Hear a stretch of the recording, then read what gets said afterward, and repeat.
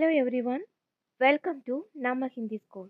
இந்த வீடியோவில் நம்ம ஒரு இடத்துக்கு போகும்போதோ நம்ம வேலை பார்க்குற இடத்துலையும் சில பேர் சில கேள்விகள் கேட்பாங்க. அந்த கேள்விகளுக்கு நம்மளால் பதில் சொல்ல முடியாது இல்லையா? அந்த மாதிரி சில சென்டென்ஸ்களை பற்றி இந்த வீடியோவில் பார்க்கலாம். இந்த மாதிரி சின்ன சின்ன வாக்கியங்கள் தெரிஞ்சுக்கிட்டாலே உங்களாலேயும் சீக்கிரமாக ஹிந்தியில் நார்மலாக பேச முடியும். இப்போ வாங்க வீடியோக்குள்ளே போகலாம். இது என்ன? ये क्या है? ये क्या है? உனக்கு தெரியுமா? तुमको जानता है? तुमको जानता है? ஆமா, எனக்கு தெரியும். हाँ, मुझे जानता है. हाँ, मुझे जानता है. உன்னால முடியுமா? तुम कर सकते हो? तुम कर सकते हो? உன்னால இந்த வேலையை செய்ய முடியுமா? तुम यह काम कर सकते हो? तुम यह काम कर सकते हो? ஆமா, என்னால் இந்த வேலையை செஞ்சு முடிக்க முடியும்.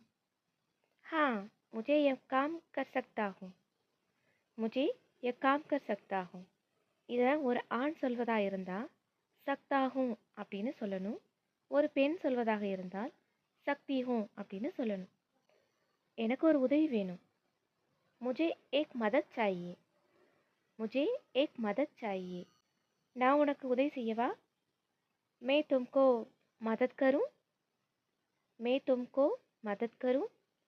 இந்த தும்கோ அப்படிங்கிறத பேச்சு வழக்கில் எல்லாமே மே தும்கோ மதத் கரும் அப்படி தான் யூஸ் பண்ணுவாங்க.